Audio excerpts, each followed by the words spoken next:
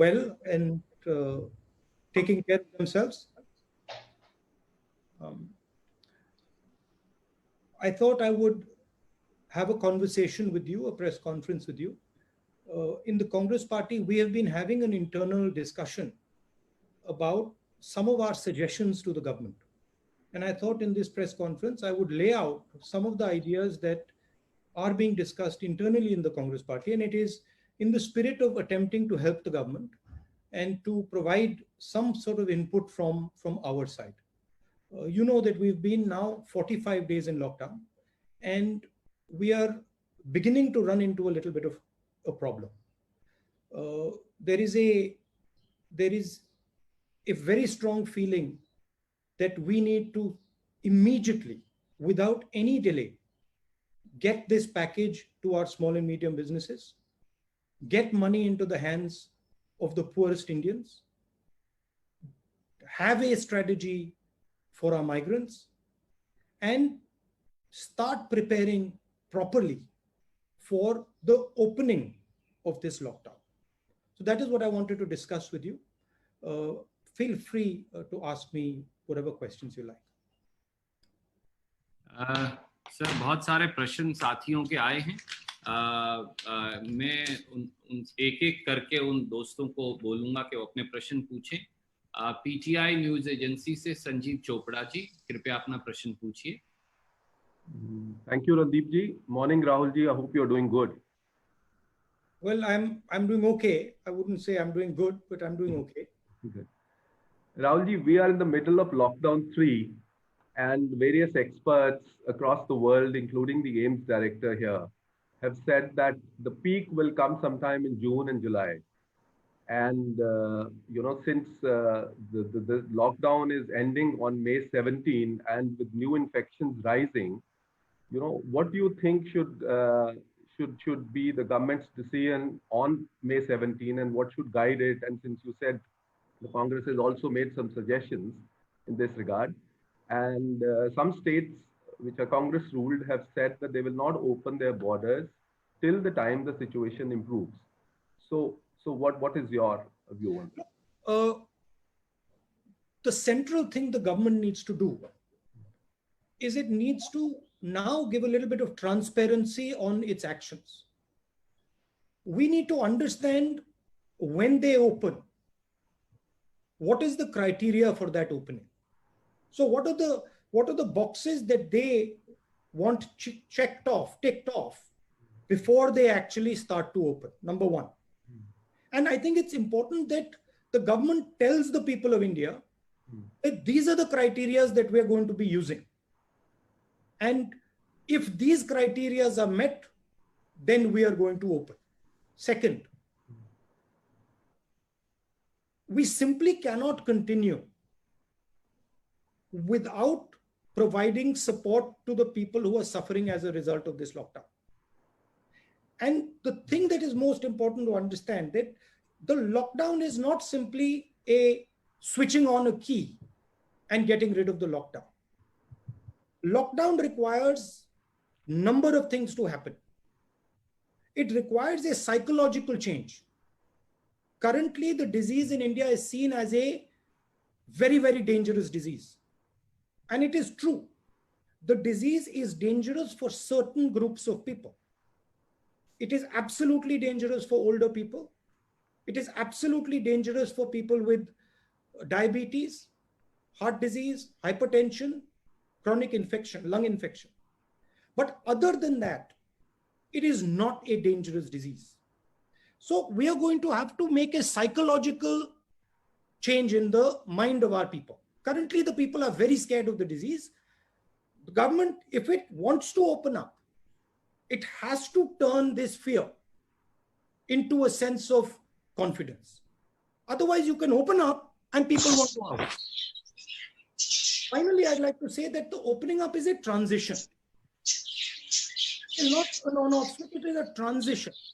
And you have to have a strategy for opening up. And this is what I said in my last press conference. And also I mentioned to the Prime Minister in my letter that please, this is not an on-off switch. This is a massive transition that is required.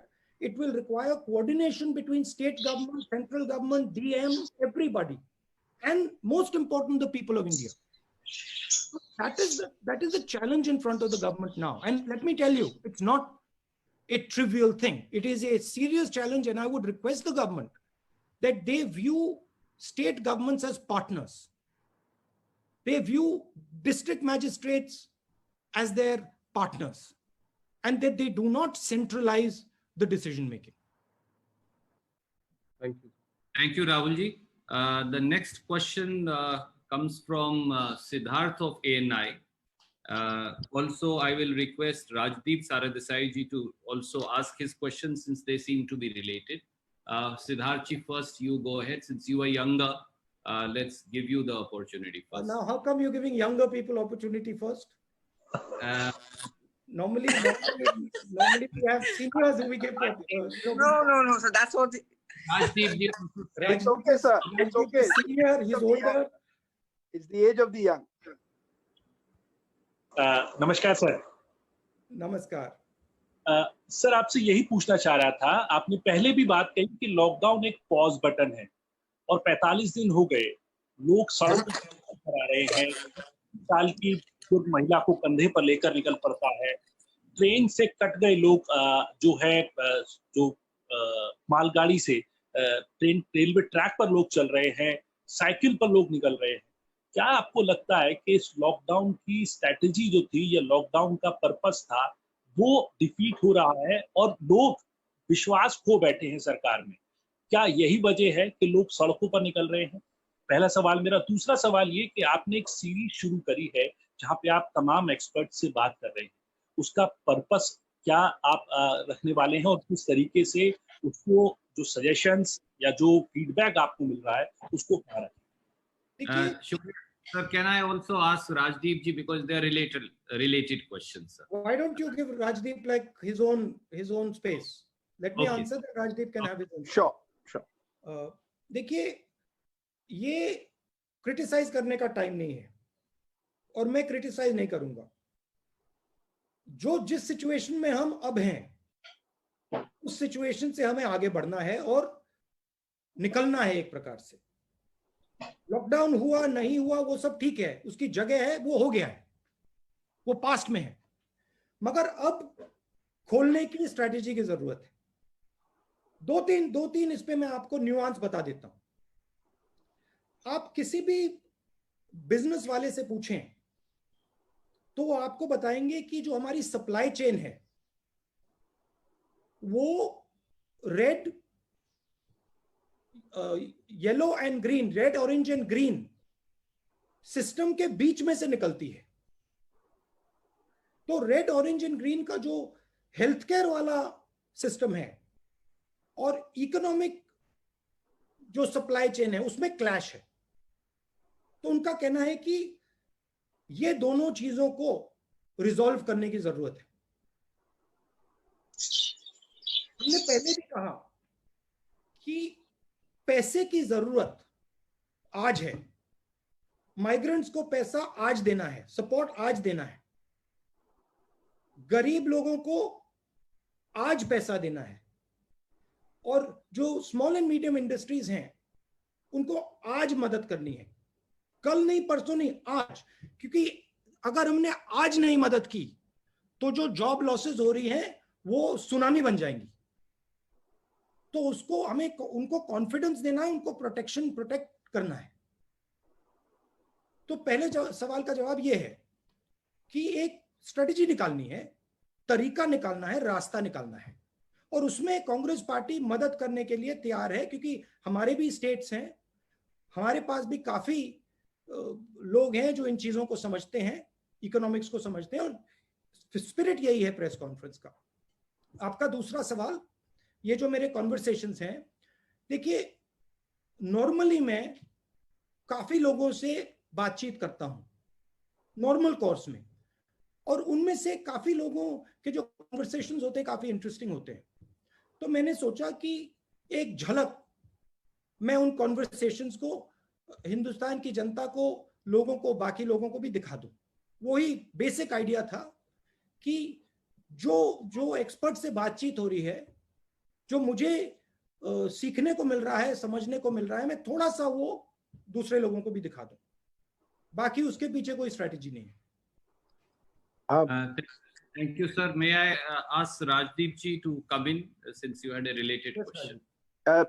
Mr. Gandhi, first of all, we all appreciate you doing these conversations because they help in building an engagement with the press community. So thank you very much and stay well. My question is linked to what happened this morning in Aurangabad. Early this morning, as you know, 15 workers were crushed to death in a train incident. This is, part of an ongoing tragedy, unfolding tragedy of migrant labor, Mr. Gandhi. In Karnataka, yesterday, the government did a U-turn. First said no trains will be allowed, eventually allowed trains even as the workers were walking. Even as we speak, several workers are still walking hundreds of kilometers home. Do you think the time has come for a national migrant labor policy? And does that involve cash transfers that you're talking about right away or something more long-term? Because the Odisha High Court today, for example, has said they will not allow migrant workers to come into Odisha unless they are shown to be COVID negative. Do you believe this has to go beyond COVID? And in the immediate, would you want trains across the country as the first step and then a national long-term migrant labor policy? And what would that involve, Mr. Gandhi? Look, there are pushes and pulls with regards to the migrant labor. First broad thing that we are saying is take the idea of Nyay and start putting money directly into 50% of India's poor households. Just without thinking of it, just start doing that. It's not going to cost so much. 65,000 crores is what it's going to cost.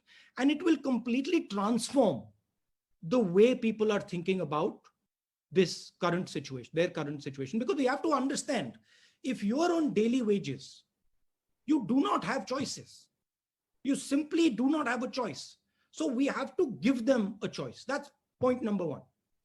Point number two is the transfer of migrants. I'm not an expert on this. So I'm not going to sit and opine what I think about trains. But what I do think is that a conversation between states has to happen. And these decisions have to be made with empathy towards migrants, with thinking about their rights, so not crushing their rights, but they have to happen between states and the center has to oversee them. The pain has to be reduced, absolutely. So you're saying the minimum income right away, Mr. Gandhi? Am I correct? I'm saying that we are in an emergency. We require absolutely the idea of Nike. Call it whatever you want. Call it something else. Call it Pradhan Mantri Yojana, whatever you want to do. But the idea of injecting immediately 7,500 rupees directly into 50% of Indian households is critical, and it's not such a big price. Second, the idea that we can simply let our job creators drown. This is not feasible. We have to protect them. We have to make sure that we give them a wage protection scheme, 1 lakh crore wage protection scheme, and 1 lakh crore credit guarantee scheme to MSMEs. And then we have to give them 6-month interest subsidy. So we have to build a wall for them so that they can fight what is coming. We have to give them we have to build a financial support behind them. Look, it is pretty clear that a lot of these companies are going to go down. If we do not do anything, massive number of them are going to go down. So we have to ensure that we build a wall and we protect as many of them as possible. Now, there's another thing here, which is something important, that when we think about India's business system, we cannot simply say MSMEs and not big business, because there is a link between big business and MSMEs. Most of the stuff the MSMEs supply goes to big business. So if your big business isn't firing, your MSMEs can't fire. So there has to be a view where we are thinking systemically, where we are working to start the economy, where we are certainly giving much more benefit to the small and medium industry, but we're also keeping in mind that there is a link between large business and small and medium business. And if we suddenly say, okay, only SMM, only small business is going to be helped and big business is going to be left to its own devices, we'll actually harm small business as well. Thing to understand in this current situation is everything is connected. And if you want to start the engine, you cannot think of starting just one part of the engine. You've got to start the whole engine. That is why creating demand, putting money into the system, putting money into poor people's hands, helping small and medium businesses, making sure you're protecting some of the larger players. These are all things that are interlinked if you want to start the economy. Thank you, sir. May I go back to the news agency IANS? Yes. Please go ahead. From IANS. It's almost 45 days into the lockdown. Does it surprise you that there is no sign of much talk about fiscal stimulus package? Congress party and Sonia Gandhi have given suggestions so many times to the government. In fact, Congress president has written many letters and asking for a special package. We haven't still heard from the government anything about fiscal deficit, fiscal assistance package. Why is it necessary? The assistance is necessary. Why? No, sorry, you're saying the assistance is necessary. Why? Why is it necessary? Why is it essential to announce it soon? Because the Indian economy stopped, because businesses are collapsing, and you need to create demand immediately. You need to get the system started. Otherwise, we'll have a catastrophe. Right now, I understand that there is a view in the government that if we move too fast and we spend too much money, we might end up getting a downgrade, and we might end up creating problems with the rupee. But my sense is that you've got to take that risk. You have to move aggressively now, because if you do not control and defend the foundation of our economy, downgrade and all will not matter anymore. Thank you, sir. India is all about domestic consumption. We have to start domestic consumption. We have to start the engine. And I'm sorry to say, we're losing time. And the more time we lose, the worse the impact is going to be. But why do you think that government is delaying it? I said to you that there is a sense in the government that creating a large deficit will create problems externally as far as the rupee is concerned, and as far as downgrading of our country is concerned. But I think the government needs to stop worrying about that and move quickly to protect the heart of our economy. Thank you, sir. From PTI भाषा, अनवर जी कृपया अपना सवाल पूछिए. Sir नमस्कार. Sir आप बार बार जो है decentralisation की बात कर रहे हैं. उस संदर्भ में आपको क्या लगता है जो केंद्र सरकार का रुख रहा है अब तक राज्यों के प्रति, उसे आप कैसे देखते हैं? और जो प्रधानमंत्री की एक कोट अनकोट स्ट्रांग लीडर की जो छवि है, उसका संकट के इस समय कितना फायदा और कितना नुकसान हुआ है आपके नजरिए में? Thank you sir. देखिए, फ्रैंकली अगर आप मुझे पूछें, देखिए प्राइम मिनिस्टर की स्टाइल है और वो उसकी जगह है, वो उनका तरीका है, उनका स्टाइल है. मगर ऐसी घटना में मुझे एक स्ट्रांग लीडर के बजाय बहुत सारे स्ट्रांग चीफ मिनिस्टर, एक स्ट्रांग प्राइम मिनिस्टर और बहुत सारे स्ट्रांग डीएम्स, बहुत सारे स्ट्रांग कलेक्टर्स चाहिए. मुझे चाहिए कि हम बीमारी को लोकल लेवल पे ही निपटा दें. हर लेवल पे बीमारी के सामने एक स्ट्रांग हिंदुस्तानी लीडर खड़ा हो, चाहे वो डीएम हो, चाहे वो किसान हो. मगर मैं उनकी स्टाइल है, वो अलग है, वो ठीक है. मैं आपको छोटा सा उदाहरण देता हूं. ये जो जोन्स बने हैं, रेड, ऑरेंज, ग्रीन, ये नेशनल लेवल से बने हैं. ये जोन्स स्टेट लेवल पे बनने चाहिए. हमारे स्टेट के चीफ मिनिस्टर्स हमें कह रहे हैं कि नेशनल लेवल पे जो रेड जोन है वो एक्चुअली ग्रीन जोन है, और जो ग्रीन जोन है वो एक्चुअली रेड जोन है. तो इंफॉर्मेशन स्टेट लेवल लीडर्स के पास है। तो जरूरी है कि जो हमारे जोन्स बन रहे हैं, छोटा सा उदाहरण दिया है, जो हमारे जोन्स बन रहे हैं वो एक्चुअली डीएम और चीफ मिनिस्टर के बेसिस पे बनने चाहिए। डीएम के पास इंफॉर्मेशन है, चीफ मिनिस्टर के पास इंफॉर्मेशन है, दिल्ली में ये इंफॉर्मेशन नहीं है। छोटा सा उदाहरण दिया। Thank you, sir. So may I request now Rajasthan Patrika? They have a question on, I think, farmers and agriculture. Shadab जी, कृपया अपना सवाल पूछिए। नमस्कार साहब। कहाँ है? नमस्कार, पूछिए। पीएम किसान सम्मान निधि योजना को लेकर 8 करोड़ किसानों के खातों में पैसा डालने की प्रधानमंत्री नरेंद्र मोदी जी ने 23 मार्च को घोषणा की थी। इसके बावजूद 1/3 किसानों के खातों में चौथी किस्त की राशि का भुगतान नहीं किया गया है। आपको क्या लगता है इसका क्या कारण हो सकता है?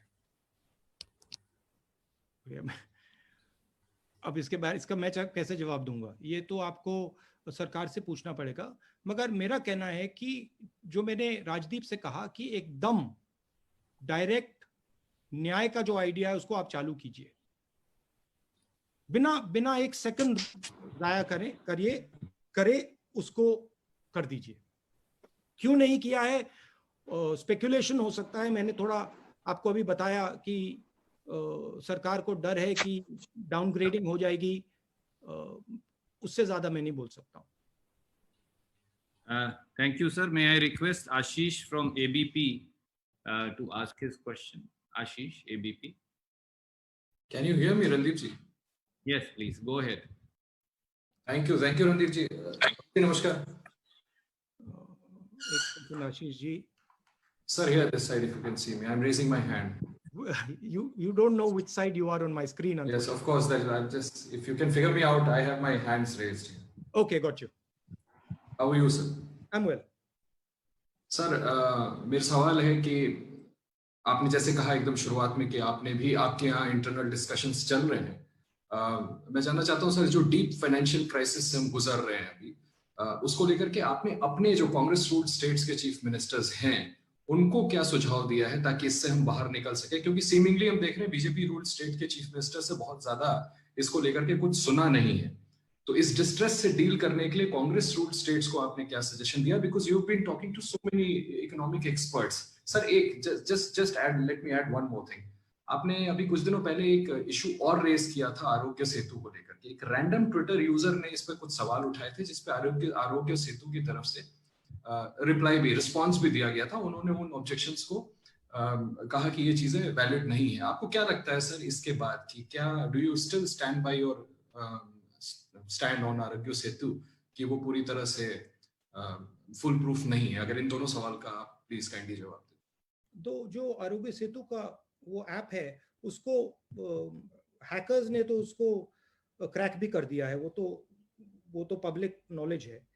मगर मेरी मेन इशू उसमें ये है कि आप उसको ओपन सोर्स करिए। उसका जो इंटरनल प्रोग्राम है, उसका जो स्ट्रक्चर है, वो पूरा सबको खोल के दिखा दीजिए।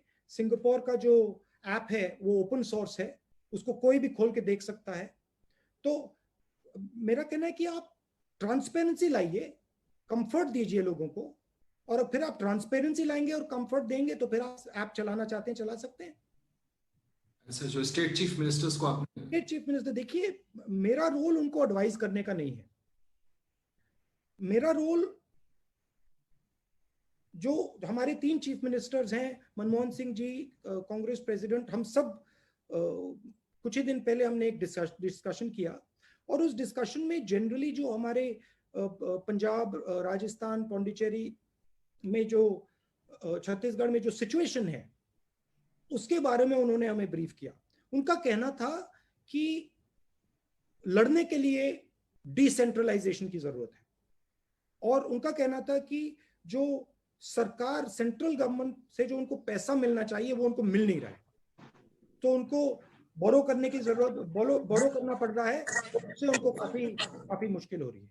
ये बेसिक उनकी पोजीशन थी। और फिर अलग अलग स्टेट्स में अलग अलग इश्यूज थे। पंजाब में इशू था कि जो मैंने सप्लाई चेन की बात की, कि अगर आपने मेन सप्लाई चेन की जगह रेड कर दिया तो फिर मतलब वहां पे इकोनॉमी शुरू ही नहीं हो सकती।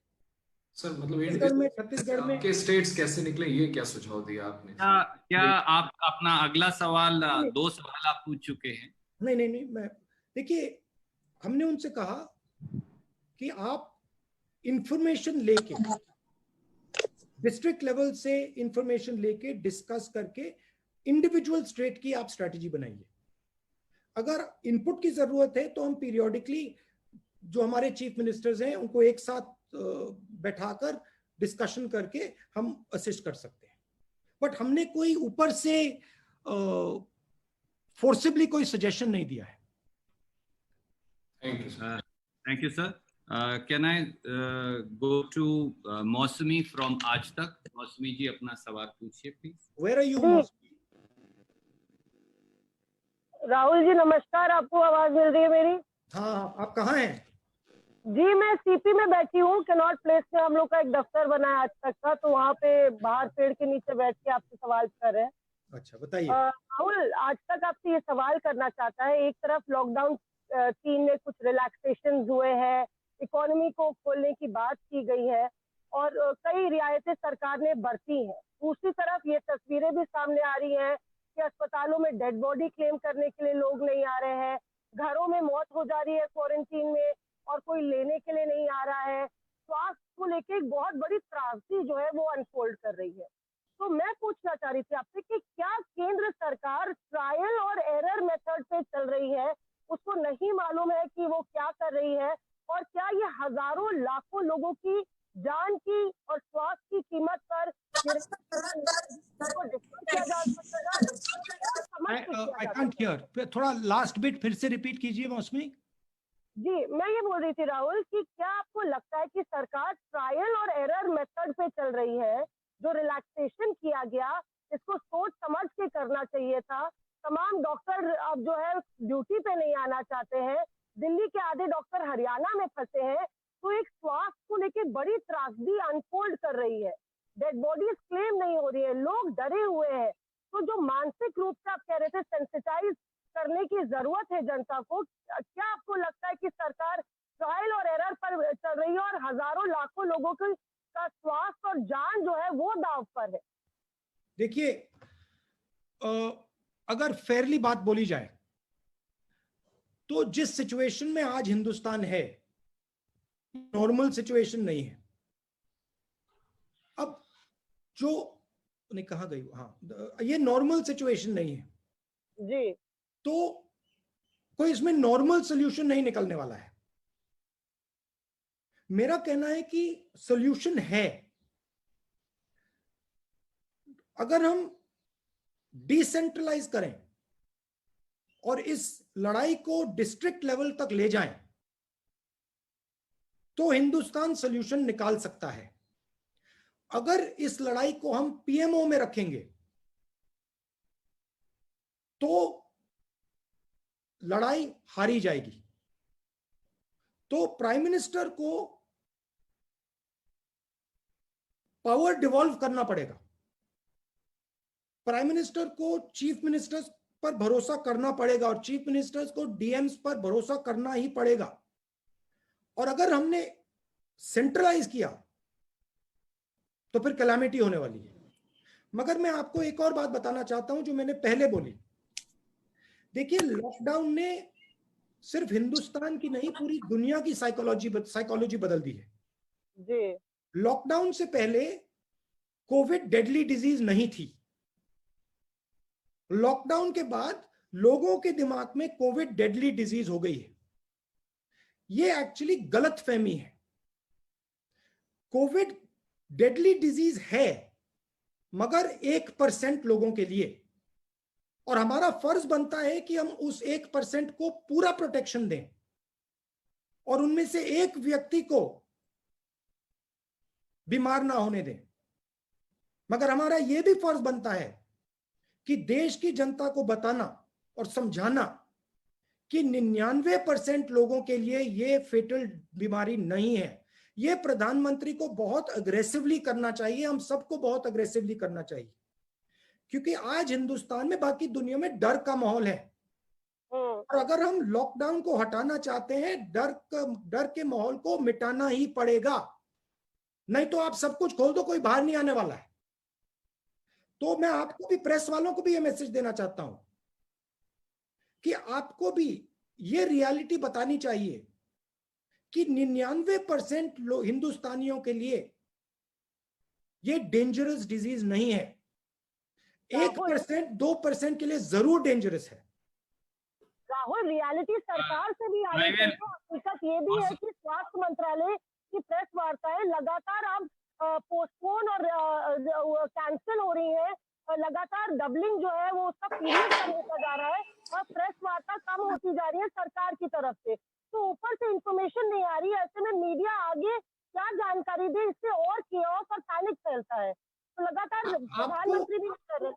मैं आपको अपनी साइड से बता देता हूं, फिर आप शायद माने ना माने। जितना आप इसको कम सेंसेशनलाइज करेंगे, जितना आप इसकी रियलिटी बताएंगे, उतना हिंदुस्तान को फायदा होगा। रियलिटी बड़ी क्लियर है, 1 to 2% के लिए डेंजरस डिजीज है, 95% लोगों के लिए, 99% लोगों के लिए ये डेंजरस डिजीज नहीं है। और ये जो माहौल, डर का माहौल है, इससे हमें निकलना ही पड़ेगा। और जितना जल्दी हम निकलेंगे उतना जल्दी हम नॉर्मेलिटी में जा सकते हैं। तो मेरी भी जिम्मेदारी बनती है, आपकी भी जिम्मेदारी बनती है, प्रधानमंत्री की भी बनती है। आज हमें ये भूल जाना है कि मैं जर्नलिस्ट हूं, मैं कांग्रेस पार्टी का हूं, मैं आरएसएस का हूं, मैं बीजेपी का हूं। नंबर 1 मैं हिंदुस्तानी हूं। हिंदुस्तान में डर मिटाना है और हिंदुस्तान की जो इकोनॉमिक सिस्टम है, वापस उसको पटरी पे लाना है। Thank you, sir. May I go to Anand Patel from India Today? Anand ji. Hello, Rahulji. Can you see Yes, me? I can, Anand. Yeah. So no, this pandemic crisis, everybody believes that this is also an opportunity for India to invite investment. And the recent suspicion among the businesses operating out of China have offered a great opportunity for us to open our doors for long-term investment. But do you think our government is doing enough? Do you have any suggestions to offer? Frankly, now is not the time to think about what we will do 5 years from today. Now is the time to think about what we are going to do now, this minute, immediately. So if we do not act now, if we do not protect our small and medium businesses now, if we do not protect our migrants now, if we do not do income support now, we will not have an economy. To be very blunt with you, there'll be no competition. Right. I will discuss with you after the COVID crisis what I think we can do about competition with China. Also, I don't think you should underestimate Chinese business strength. There is a very strong foundation there, but we have also a very strong foundation. But let us not discuss what can be discussed 5 months from now. Let us discuss what has to be discussed now. I won't be able to discuss with you 5 months from now what can be done now. That opportunity will go. Thank you. Vijay Lakshmi from India TV. Am I audible? Yeah. Yes, you are audible. Hi, कैसे हैं राहुल जी? नमस्कार. I'm okay. How are you? I'm good. मैं इधर हूँ, आपको दिख रही होंगी. I'm raising my hand. I know, but you're outside. You're not in office. I am also. I'm at Vijay Chowk at this moment, so we are not in office. Most of the time we are on field only. Rahul ji, मैं आपसे पूछना चाहती थी job creation पर, क्योंकि बहुत सारे लोग बेरोजगार हुए हैं इस पूरे कोविड-19 की प्रक्रिया के दौरान. इनफैक्ट विदेशों से भी काफी सारे भारतीय हैं, 2 लाख के करीब भारतीय जो खाड़ी देशों से वापस आएंगे. तो आपको लगता है कि ऐसे लोगों के लिए भी एक रिहैबिलिटेशन पॉलिसी होनी चाहिए जो अपनी जॉब लूज करेंगे? माइग्रेंट वर्कर्स को हम देख ही रहे हैं. तो ये rehabilitation plan in terms of the job opportunity post कोविड-19 आपको लगता है एक बड़ा चैलेंज है? और जहां तक बात की जाए कांग्रेस शासित राज्यों की, तो क्या आपके जो कांग्रेस रूल स्टेट्स हैं, क्या वो कोई स्ट्रेटेजी पर रिहैबिलिटेशन पोस्ट कोविड इसको लेकर के काम कर रहे हैं अभी? मेन बात जो डिमांड है उसको क्रिएट करने की है. डिमांड आप क्रिएट करेंगे, सप्लाई क्रिएट होगा. अभी डिमांड बंद है, सप्लाई बंद है. डिमांड क्रिएट करने के लिए आपको पैसा डालना पड़ेगा एकदम। एक तरफ आपको जो मैंने न्याय की बात बोली एकदम वो करना पड़ेगा, किसानों की मदद, किसानों के हाथ में पैसा डालना पड़ेगा, जो गरीब लोग हैं उनके हाथ में पैसा डालना पड़ेगा, और जो हमारा सबसे बड़ा जॉब क्रिएटर है स्मॉल मीडियम इंडस्ट्री, उसको फाइनेंशियली प्रोटेक्ट करना पड़ेगा। और जो मैंने पहले पॉइंट बनाया कि आप स्मॉल एंड मीडियम को लार्ज इंडस्ट्री से हटा नहीं सकते, लिंक्ड हैं, तो आपको सिलेक्टिवली जो हमारी लार्ज इंडस्ट्रीज हैं उनको भी प्रोटेक्ट करना पड़ेगा। जॉब क्रिएशन जब होगा जब स्मॉल एंड मीडियम इंडस्ट्रीज में कॉन्फिडेंस आएगी और इंजन स्टार्ट होगा। और आखिरी बात जो मैंने दोहराई, अगर डर का माहौल नहीं हटा तो लॉकडाउन नहीं हटने वाला है। तो एक्टिवली डर के माहौल को चैलेंज करना है, आपको भी करना है, मुझे भी करना है, पीएम को भी करना है, मिलकर करना है। लेकिन राहुल जी, आपको लगता नहीं कि डर के माहौल को चैलेंज करने के कुछ रेपरकशन भी हो सकते हैं? लोग शायद बहुत लाइटली लेने लग जाएं चीजों को। नहीं, लाइटली नहीं लेना है, रियलिटी बतानी है। रियलिटी है कि डिजीज 1 to 2% के लिए बहुत डेंजरस है, ये रियलिटी है, सच्चाई है। डायबिटिक्स के लिए, हार्ट पेशेंट्स के लिए, लंग पेशेंट्स के लिए डेंजरस है, रियलिटी है। मगर जो हेल्थी लोग हैं उनके लिए ये डेडली डिजीज नहीं है। जरूर प्रॉब्लम हो सकती है मगर 90% लोगों को मृत्यु नहीं होने वाली, 90% लोगों की मृत्यु नहीं होने वाली। ये रियलिटी आपको भी बतानी है, हमें भी बतानी है। Thank you sir. मैं सब साथियों से अनुरोध करूंगा, आप सब 2 सवाल पूछने लगे हैं, ऐसे बाकी साथियों का नंबर नहीं आएगा। उमा शंकर जी एनडीटीवी से, कृपया अपना सवाल पूछिए। जी, आपको आवाज आ रही है मेरी? हाँ जी। जी, राहुल, आपको याद होगा कि पिछली बार जो आपने पिछले महीने प्रेस कॉन्फ्रेंस किया था, शायद 16 अप्रैल को, तो मैंने ट्रेन का सवाल पूछा था। आपने तब कहा था कि मैं एक्सपर्ट नहीं हूं और एक्सपर्ट की राय जो है वो अलग अलग तरह की है, सरकार को चाहिए कि एक्सपर्ट से वो पूछ के फैसला ले।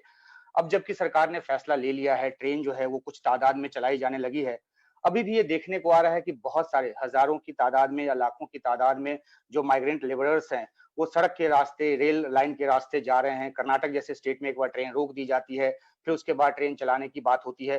तो जो एक समस्या है माइग्रेंट लेबरर्स की, वो लगातार बनी हुई है, बहुत ही कंपेलिंग है।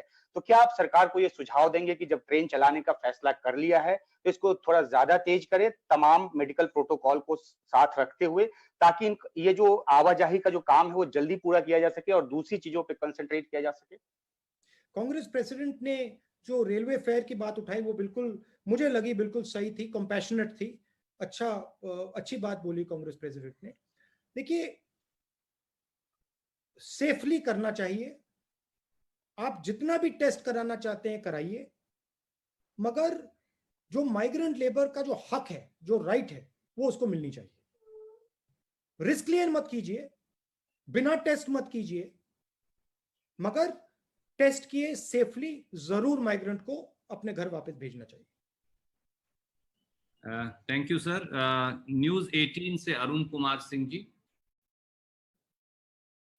न्यूज़ 18 से अरुण कुमार सिंह। या बताइए जी। राहुल जी, आपको मेरी आवाज आ रही है? हाँ जी।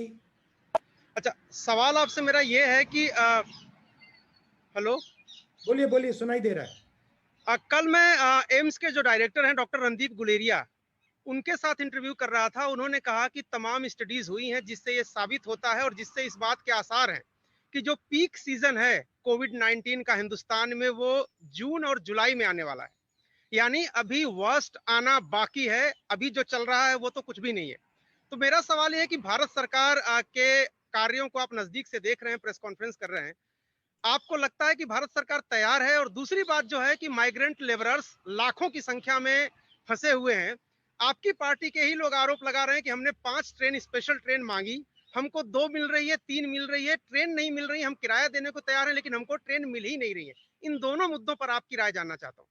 सरकार जनरली माइग्रेंट लेबर्स को रिस्ट्रिक्ट करना चाह रही है, और मैंने वो अभी पहले जवाब दिया कि उस प्रकार से रिस्ट्रिक्ट नहीं करना चाहिए, टेस्टिंग होनी चाहिए, और जो उनका हक है अगर वो घर वापस जाना चाहते हैं तो अलाउ कर देना चाहिए। आपने पीक की बात बोली, एम्स के डायरेक्टर कह रहे हैं कि जून में होगा, जुलाई में होगा। फ्रैंकली अगर आप मुझसे पूछें, मुझे लगता है कि उसके बाद भी हो सकता है। मैं एक्सपर्ट नहीं हूं, मगर मुझे लगता है कि जो हमारी सिचुएशन है, पीक और देर में भी आ सकती है। मगर जून में आए, जुलाई में आए, सितंबर में आए, जब भी आए, हमें जो हमारा लॉकडाउन है उससे ट्रांजिशन तो करना है। किस प्रकार से करना है वो सरकार को जल्दी से जल्दी डिसाइड करके इंप्लीमेंट कर देना चाहिए। फिलहाल जो तैयारी मैंने पूछा, आप तो तैयारियां भी देख रहे हैं, आप फैसले देख रहे हैं, आपकी पार्टी। रणदीप जी, नहीं बोलने दीजिए। रणदीप जी बोलिए अरुण। मैं ये पूछ रहा था कि जो आप आर्थिक पैकेज की मांग कर रहे थे आपके मुख्यमंत्री, वो पैकेज आपको अभी मिला नहीं। आपके ही मुख्यमंत्री कह रहे हैं कि प्रधानमंत्री की तरफ से एक शब्द उस पर नहीं आ रहा है। वो कह रहे हैं हम तो 1,70,000 करोड़ दे दिए। तो मैं ये जानना चाहता हूँ जी। हाँ, नहीं, हमारे चीफ मिनिस्टर्स से क्लियर हमें इनपुट मिल रहा है कि जो पैसा उन्हें मिलना चाहिए वो दिल्ली की सरकार नहीं दे रही है। हमारा इंफॉर्मेशन है कि यही फीलिंग बीजेपी के चीफ मिनिस्टर्स को भी है। हमने इनफॉर्मली पता लगाया है, उनके स्टेट्स में भी ये फीलिंग है कि स्टेट्स को यूनिवर्सली पैसा नहीं दिया जा रहा है। ये रियलिटी है। Thank you sir. Sir Raman from news 24। Raman ji, news 24 से। वॉइस नहीं आ रही रमन। रमन अनम्यूट करिए अपने आप को। Can I ask? Please wait Pallavi. Raman from news 24 please. Rahul ji, आप अपनी जनसभा में लोकसभा चुनाव के दौरान हमने देखा कि आपने कहा कि यहाँ पे 2 इंडिया है, 2 भारत, एक अमीर भारत है, गरीब भारत है। और अभी कल मैंने प्रधानमंत्री का एक पुराना भाषण देखा जिसमें उन्होंने कहा कि जो सामान्य व्यक्ति हवाई चप्पल में दिखता है वो हवाई जहाज में दिखना चाहिए। तो 6 साल के बाद क्या वो दिख रहा है हवाई चप्पल वाला व्यक्ति हवाई जहाज में? और जो किसानों की समस्या है खासतौर पर लॉकडाउन के समय में, क्या आपको लगता है कि किसानों के लिए भी सरकार को कोई आर्थिक पैकेज अनाउंस करना चाहिए, घोषणा करनी चाहिए? एक छोटा सा सवाल आपकी पार्टी से जुड़ा हुआ है कि आपकी पार्टी में अर्थशास्त्र या अर्थव्यवस्था के कई जानकार हैं, चाहे मनमोहन सिंह जी की बात करें, पी चिदम्बरम जी की बात करें, और आपने शुरू भी किया है, रघुराम राजन हो या अभिषेक बनर्जी हो। क्या कांग्रेस पार्टी अर्थव्यवस्था को लेकर सरकार से सीधे संवाद की पहल करेगी? नहीं, देखिए, हम सजेशंस दे रहे हैं। जो भी हमें लगता है जिससे फायदा होगा वो इनपुट हम सरकार को दे रहे हैं। सरकार की जनरल स्टाइल ऑपोजिशन से बात करने की नहीं है, उसको हमने एक्सेप्ट कर लिया है। बट हम जो हमारा काम है वो कर रहे हैं। हमें लगता है कि 4-5 चीजें इमीडिएटली करनी चाहिए। मैंने पिछले प्रेस कॉन्फ्रेंस में भी बोला, इस वाले में भी बोल रहा हूं कि पैकेज की जरूरत है, एकदम कीजिए। हमने एमएसएमईज के बारे में क्लियर फ्रेमवर्क बनाया है, इनकम सपोर्ट का क्लियर फ्रेमवर्क बनाया है। एक और सजेशन, मनरेगा को आप 200 दिन का कीजिए, ये भी हमने सजेशन दिया है। तो हम अपना काम करते जा रहे हैं। देखिए, 2 हिंदुस्तान हैं और जरूर जो कोविड का असर है जरूर गरीब हिंदुस्तान को ज्यादा लग रहा है, जरूर। और इसीलिए सरकार को जो हमारे गरीब लोग हैं, जो हमारे किसान हैं, जो हमारे मजदूर हैं, उनके खाते में एकदम पैसा डालना चाहिए। Thank you sir. Mohit Dubey from news nation please. Mohit. Rahul ji नमस्कार।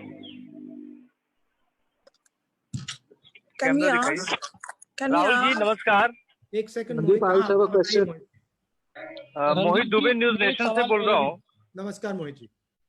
मेरा सवाल ये है कि लगातार अर्थव्यवस्था को लेकर आप चर्चा भी कर रहे हैं और अर्थव्यवस्था को पटरी पे लाना बहुत जरूरी है। प्रधानमंत्री नरेंद्र मोदी खासतौर पर पीएम केयर फंड में पैसा इकट्ठा हो रहा है, बड़े बड़े सेलिब्रिटीज ने पैसा दिया है, आम लोगों ने पैसा उसमें दिया है। उसमें कितना पैसा अब तक खर्च हुआ, क्या कांग्रेस पार्टी इसकी डिमांड करती है, पूछेगी कि कितना पैसा इकट्ठा हुआ, कितना खर्च हुआ? और एक और सवाल छोटा सा इससे जुड़ा हुआ है कि लगातार आप लोग जो कह रहे हैं कि जो रेलवे का किराया है उसको लेकर आपकी जो संगठन है राज्यों की, वो लोगों की मदद कर रही है, चाहे अमेठी की बात हो, उत्तर प्रदेश की बात हो या दूसरे राज्यों की बात हो।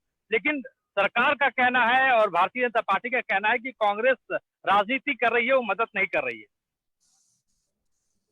नहीं, देखिए, ये आप मेरा प्रेस कॉन्फ्रेंस देखिए, इसमें मैंने कोई राजनीतिक आक्रमण नहीं किया।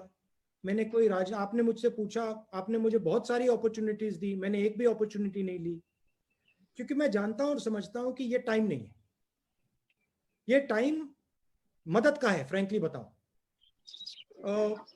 हिंदुस्तान की जनता को दर्द हो रहा है, हमें उनके साथ खड़ा होना है, वो काम हम कर रहे हैं। आपका दूसरा सवाल क्या था? वो पीएम फंड। देखिए, जो मैंने कोविड ऐप के बारे में बोला वही पीएम फंड के बारे में बोल रहा हूं। उसकी ऑडिटिंग होनी चाहिए, क्लियर होना चाहिए किसने पैसा दिया, कितना पैसा दिया और किसको दिया। आप क्लियर कर दीजिए, ऑडिट कर दीजिए, कोई प्रॉब्लम नहीं। Thank you, sir. Can I quickly go to Pallavi from CNN? Hi, Rahul. Rahul, can you hear me? Yes, Yeah. Pallavi. I'm in blue. Okay, I hope you're Pallavi, fine. have you lost weight? I hope I have. Thank you. You've lost weight, huh? Thank you so much. Okay, Rahul, I'm just going back to what Captain Amrinder Singh said a few days back. He said people sitting in Delhi cannot decide what the zones are, cannot dictate the policy. So 2 quick questions over here. One, do you think there's a complete centralization as far as the policies and lockdowns are being decided? That's one. Second, Uttar Pradesh followed by Madhya Pradesh is coming out with these ordinances on labor laws, which means most of the labor's rights will be taken away because there's this worry that they're going back home and we don't have enough people to do work. So your quick reactions on these two. Centralization, you think? And second, of course, on a labor. One is the truth is that people are very scared. And it is the right of people to be scared. If somebody is scared of a situation, you cannot just say, I'm not going to care about that. So reducing the fear that is rampant is critical. It is very, very important. And it is the right of workers, right of every Indian, to go where he wants, go back home. And it is the duty of the government not to bully them, but to make it easy for them, as long as safety is maintained, to go back home. I think that is important. Amrinder Singh ji is very concerned because some of the zones that they have made red are actually not red. And some of the zones that they have made green are actually red. Because the information at the center is wrong. So he's actually worried about that. Because when you are centralizing the decision on the zones, you're making mistakes. And then that is helping spread the disease. That is why it is very, very important that the zones are decided by the districts and by the chief ministers. So you think the states are not being taken on board? The center is deciding everything? Randeep जी, बिलाल बोल रहा हूँ, मेरा भी एक सवाल है sir. एक second Pallavi, the list is being compiled at the center and told to the states. This is a very serious problem.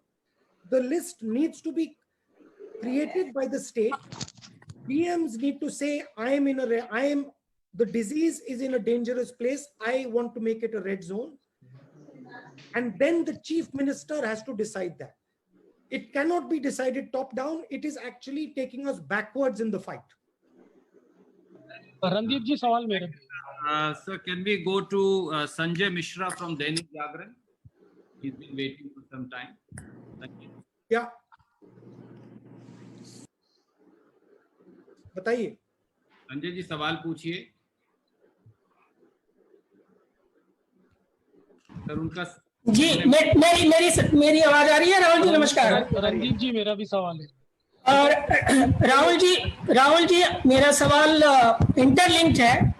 पहला सवाल यह है कि कृषि क्षेत्र को लेकर के सरकार ने अभी तक कोई स्पेशल पैकेज की घोषणा नहीं किया है। अगर जो कोविड का सिचुएशन है उसमें जो दिखाई दे रहा है वो हमारा कृषि सेक्टर ही शायद देश की इकोनॉमी को बचाएगा। दूसरा इसी से रिलेटेड सवाल है कि जो माइग्रेंट लेबर्स हैं, माइग्रेंट लेबर्स को कई स्टेट जैसे कर्नाटक, गुजरात और कुछ और स्टेट्स ने जबरदस्ती रोकने की कोशिश की है। एक आजाद देश में उत्तर प्रदेश, बिहार और झारखंड के मजदूरों को जानवर की स्थिति में वहां रखने का शेल्टर का इंतजाम है और सरकारें बिल्डर लॉबी या दूसरी लॉबी के दबाव में वहां उनको रोक रही हैं, आने नहीं दे रही हैं। इन दोनों सवालों पे मैं आपसे चाहूंगा कि कांग्रेस पार्टी का नजरिया क्या है। ये जो माइग्रेंट लेबर है, डेली वेज लेबर है, इनको रोकना बिल्कुल गलत है, इनह्यूमन है। मगर जब हम इनको भेजें, सेफली भेजें, टेस्ट करके भेजें और ये गारंटी करें कि वो सेफ है। पहला सवाल क्या था? कृषि के क्षेत्र के लिए कोई पैकेज अभी तक अनाउंस नहीं हुआ है। आपने पिछले प्रेस कॉन्फ्रेंस में कहा था 10,000 रुपए अर्जेंट इनकम सपोर्ट किसानों को, तो और हमने जो न्याय की बात की है उसमें किसान भी इंक्लूडेड होंगे। तो ये हमारा स्ट्रक्चर है, मगर अब डिले नहीं करना चाहिए। मैं प्रधानमंत्री को कहता हूं, डायरेक्टली यहां से कहता हूं कि अब आप प्लीज डिले मत कीजिए, क्योंकि बहुत ज्यादा नुकसान होने वाला है। संदीप जी, बिलाल, मेरा भी सवाल। अमर उजाला से Vinod Agnihotri ji, go ahead please. Vinod Agnihotri ji वरिष्ठ पत्रकार हैं अमर उजाला से। हाँ जी। राहुल जी नमस्कार। मेरा सवाल ये है कि कोविड के नाम पर सरकारों को बहुत ज्यादा इमरजेंसी अधिकार मिल गए हैं और लोगों के डेमोक्रेटिक राइट्स और लेबर राइट्स को जो है कंट्रोल किया जा रहा है। अभी उत्तर प्रदेश की सरकार ने और मध्य प्रदेश की सरकार ने लेबर रिफॉर्म्स के नाम पर बहुत सारे लेबर राइट्स जो है वो खत्म कर दिए हैं। इस पर कांग्रेस पार्टी का और आपका क्या स्टैंड है? क्योंकि ह्यूमन राइट्स और डेमोक्रेटिक राइट्स को कर्व करने का एक तरीका कोविड के नाम पर एडमिनिस्ट्रेशन को, अथॉरिटीज को मिल गया है। हमारे लिए कॉन्स्टिट्यूशन सुप्रीम है और कॉन्स्टिट्यूशन में क्लियरली लिखा है कि हिंदुस्तान को किस प्रकार से चलाया जाएगा, क्या रूल्स होंगे, क्या अधिकार दिए जाएंगे लोगों को, और हम उन अधिकारों को डिफेंड करेंगे। जरूर इमरजेंसी सिचुएशन है, कोविड बीमारी और जो लॉकडाउन है इमरजेंसी सिचुएशन है, मगर ये जो एक प्रकार से कानून बनाए जा रहे हैं ये परमानेंट नहीं होने देंगे।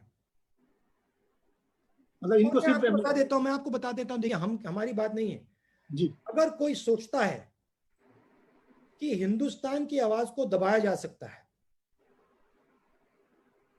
तो हिंदुस्तान उसको समझा देगा, कोई भी हो। तो हिंदुस्तान की आवाज को नहीं दबाया जा सकता है, उसमें तो मुझे पूरे कॉन्फिडेंस है। Thank you. मैं अब वाइंड अप कर रहा हूं। एक इंडियन एक्सप्रेस से हमारे साथी मनोज सीजी ने, वो लिंक टूट गया है, सवाल नहीं पूछ पाए, पर सवाल मुझे भेजा है। रणदीप जी, मैं भी पूछने का मौका दीजिए। रणदीप जी, मैंने भी आपको सवाल भेजा है, पढ़ो भैया। People get the money advance में, और उन्होंने कहा मैं क्यू में। Nobody can hear, sir. You'll have to repeat. Promise to that. I can't hear you. Sorry, sir. Since everybody was speaking. Abhijit Banerjee, during his conversation with you, said that cash transfer should be made after the lockdown is lifted, so that people get the money when they can go out and buy and not now. He said the government can make a promise to that effect now. Do you agree, or does the Congress feel cash transfer should be made now? I think we are at a place where we have already started the transition of opening the lockdown. What Mr. Banerjee was saying was the moment the transition to a non-lockdown state begins, you have to start giving the money. And I think that process should start immediately. According to the government's own admission that we are beginning to loosen the lockdown. Thank you, sir. There are multiple questions, sir, and I wish I could take them all. It's been 1 hour and 10 minutes. Look, Randeep ji, what I will do, we will do this again, and I would request you that the people who have not been able to ask a question this time should be given first chance in the next. Thank you so much, Rahul Gandhi, because you are pointing, because we always have this problem. We always have this problem, and I'm very happy that Sunil, you don't have this problem. Sir, I have not been allowed in the lockdown period twice. Okay, good. Sunil will ask the first question next time. And Mukesh Kaushik is also not being given chance, sir. Sunil and Mukesh Many will questions. get the first question. We'll take a question from Mukesh and Sunil both, and then we will wind it Rahul, up. this is Sanjeev Mohan Gupta. Can I ask a question? Randeep ji मैं भी हूँ रणदीप जी मैं भी हूँ जी ma'am, मैंने note कर लिया है जैसा राहुल जी ने कहा है। हम बहुत जल्द बाकी के सवाल भी लेंगे। I was here for the very first time. This is Mayank, so I believe that next time my question will be taken. We will also do that. So if Sunil, you are here, go ahead and ask, please. Rahulji, thank you so much, because I think the 2 points which have not been really raised correctly is, one is about which the Chief Justice said that the executive, the legislature, and the judiciary must work together during an emergency. The legislature, there have been requests from standing committees, in particular, to have an oversight over what the Home Ministry is doing, because it's become a joke, the kind of compendiums that they have been sending in terms of addendums after issuing guidelines, and various states, and confusing everybody. So we have seen that across the states. So whether now their presiding officers under pressure after listening to certain people are saying, okay, let them examine it because in camera, because Prime Minister is holding meetings with chief ministers. There have been various in camera hearings, but a legislative oversight is not permitted. Second, chief ministers across this country have started taxing diesel, petrol, alcohol. Would you suggest this to your Congress chief ministers in particular? And I've seen you a little bit more active during this lockdown. Will this mean that you relook at your issue of, the closed chapter? Is you returning back as a closed chapter, or is it an open chapter now? Now, you please read my letter that I wrote 1 year ago on that issue. I think oversight is very important, and I think committees in Parliament absolutely should be allowed oversight. I think it is critical. In fact, the sooner the better. The petrol and diesel. Look, I leave these decisions. I don't like advising chief ministers to press conferences. I leave these decisions to them. The rule I would say they should follow is be compassionate, understand that India is going through a very difficult time, that there are people who are struggling more than others, and be gentle and compassionate and loving towards everybody. I do think that I was actually surprised at the diesel and petrol hikes at the central level. I didn't expect that, but they have their prerogatives. Thank you, sir. Can I just sir Randeep ji आप सवाल की इजाजत है तो कर लूं? एक सवाल पूछ लूं? Can I just end the line, Randeep? जी सर। राहुल जी एक सवाल। राहुल जी, मैं मुकेश कौशिक हूँ दैनिक भास्कर से। एक मिनट मुकेश जी, कुछ वो कह रहे हैं। नहीं, let मुकेश speak. मुकेश जी बताइए। हाँ, राहुल जी, मेरा सवाल इंडियंस को जो बाहर हैं, विदेशों में हैं, उनको भारत लाने के बारे में है। लेकिन उससे पहले मैं आपके जो कन्वर्सेशन चल रहे हैं उसके बारे में आपको धन्यवाद देना चाहता हूँ। आपने हम जैसे जर्नलिस्ट को सिखाया है कि किस तरह से अच्छा इंटरव्यू पोलाइटली कंडक्ट करना चाहिए, किस तरह से लोगों से नॉलेज लेनी चाहिए। वो इंटरव्यू नहीं है भैया, बहुत पोलाइटली आप बहुत वो कॉन्वर्सेशन है, एक्सचेंज ऑफ आइडियाज है। लेकिन मैं आपका फैन नहीं है, बट काफी मतलब इंटरेस्टिंग बातचीत हो रही है। हाँ, मेरा सवाल ये था कि हम लोगों ने इटली, ईरान, वुहान और जापान से इंडियंस को लाए और फ्री ऑफ कॉस्ट लाए। वो स्टूडेंट्स थे, वो डिस्ट्रेस में थे। लेकिन जब खाड़ी देशों से मजदूरों को लाने की बात हुई, कामगारों को लाने की बात हुई, तो उनसे भारत सरकार चार्ज ले रही है। ये कहाँ तक उचित है? गलत है। सब हिंदुस्तानी एक हैं, सबको एक ही ट्रीटमेंट मिलना चाहिए। और अगर हम लोगों को ट्रांसफर करने की बात करते हैं इस सिचुएशन में, सिर्फ हमें एक चीज चेक करनी है कि वो मेडिकली चेक्ड हैं, हाँ या ना। अगर मेडिकली चेक्ड हैं, सेफ हैं, तो उनको ट्रांसफर करने की कोई प्रॉब्लम नहीं। Thank you sir. The last question is from Sandeep Phukan of Hindu. Sandeep, please go ahead and ask your question. Randeep ji, मैं भी हूँ जी। मुझे मालूम है मैम, और जैसा ज्यादा से ज्यादा हम 50 के करीब सवाल ले चुके हैं और भी लेंगे। Sandeep ji from Hindu, please go ahead and ask. Otherwise he has sent me the question, and also on my screen identical, and if I may repeat the question of both of them, sir. Yes. Sandeep ji from Hindu and Kaushik Deka from India Today both wanted to know two things, sir. One was your opinion on a comprehensive agriculture package, and the second part of the question, sir, was how a top-down strategy is not working, and the strategy really needs to come from the district, state, and then to the center, and not vice versa. Yeah. The bulk of the fight is going to happen at the district and the state level. But that is not to say that there is no role for the center. Center absolutely has a role, but there is a division of labor. Center should not be deciding zones. District magistrates and chief ministers should be deciding zones based on input from the ground, for example. But that is not to say that there is no place for the center. The center absolutely has to think about national strategy, but center must not get into the local fight against the disease.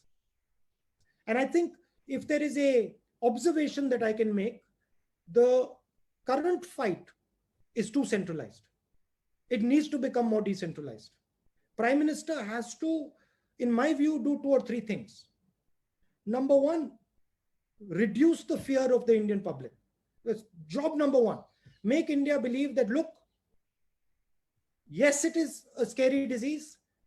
Yes, it is scary for a certain amount of people, but it is also not a deadly disease for many people. Number two, start talking with the chief ministers, not talking as the boss, but talking as a colleague, talking as someone who's helping them. Forget about Congress ruled states, BJP ruled states, CPIM, forget about all that. They're all Indian chief ministers, and they should all be working together with the Prime Minister. I would, if I was to advise Prime Minister, even though it's not my place, definitely, once in 2-3 days, a call to every single chief minister. That would be very important. And a partnership type of call. Thank you. Rahul ji, चलते एक सवाल पूछ लूं अगर आपकी इजाजत हो। Finally, other advice, which has been the thrust of this press conference. Put money into our people's hands immediately. Don't dilly-dally. Put money immediately into our people's hands. Don't worry about it. Our people are solid people. They will turn this thing around if you give them the opportunity. Thank you very much. Thank you, sir. Namaskar. Thank you, Rahul. Thank you. Stay safe. Thank you, sir. Thank you. Congress party की ओर से मैं आपका धन्यवाद करते हुए माननीय राहुल गांधी जी से अनुरोध करूंगा कि वो अपनी बात शुरू करेंगे। आदरणीय राहुल जी। धन्यवाद Randeep. Thank you. I hope everybody is well and taking care of themselves. I thought I would have a conversation with you, a press conference with you. In the Congress party, we have been having an internal discussion about some of our suggestions to the government. And I thought in this press conference, I would lay out some of the ideas. ये देखो वो गुलदास hospital की condition, एक के बाद एक सबकी death होती जा रही है यहाँ पर। हम 4 जने थे और आधी घंटे के अंदर 4-3 जनों का अच्छी बातचीत करके आए हैं। सबको कह दिया कि उनकी डेथ हो गई। ये ग्रीन के चक्कर में लग रहा है, ग्रीन नहीं, ये इनका अस्पताल खाली करके बड़ा अस्पताल सैनिटाइजर करना है, कुछ चक्कर में सबकी इन्होंने डेथ कर दी है। 2 दिन पहले बोला था इन्होंने एक को कि हम ग्रीन करेंगे, सैनिटाइजर करेंगे पूरा अस्पताल। सैनिटाइजर के चक्कर में ये पूरा खाली कर रहा है और जिनको सबको डेट कर रहा है आधे घंटे के अंदर 3 जनों को ये बाजी आ रही है। ये बाजी आ रही है, रोते हुए इनको देखिए, इनकी बेबाजी नहीं रही। ये 24 दिन से एडमिट थी, ये अस्पताल की कंडीशन देखिए। 10 मिनट पहले मैं मेरी अम्मी से बात करके आई, उन्होंने बोला कि हाँ अच्छी हूँ, और 10 मिनट बाद आके की डेट हो गई। मैं गोविंद प्रजापत बोल रहा हूँ। मेरे पापा अभी ठीक थे 4:30 बजे तक, उसके बाद ना इन्होंने क्या मालूम क्या करा, इन्होंने 4-5 डेट कर दी आधे घंटे के अंदर 5 डेट करी इन्होंने। सब ठीक थे। ये कह रहा है कि हमें सैनिटाइजर करना अस्पताल, वो पूरा सैनिटाइजर करना है। मेरे फादर की डेथ हुई है। अगर इनको सैनिटाइजर करना था तो दूसरे अस्पताल में शिफ्ट कर देते। अगर मनीष सिंह जी है तो प्लीज आपसे, कलेक्टर से भी हमने आपसे निवेदन है कि हम पैसा भी दे रहे हैं और पैसा देने के बाद भी हमारे पिताजी की लास्ट में हमारी पापा की डेड बॉडी ही मिल रही है। और हमारे को मेडिकल वालों तक ने नहीं छोड़ा, सबने नहीं छोड़ा, अस्पताल ने नहीं छोड़ा। अगर इनको करना था तो दूसरे अस्पताल में डिस्चार्ज कर देते। कम से कम इंसान की जान तो नहीं लेते। कहीं सरकारी में पटक देते, वहाँ सवार आ जाता कुछ, हमें डिस्चार्ज करके सरकारी में डाल देते, गिरीन करना था तो।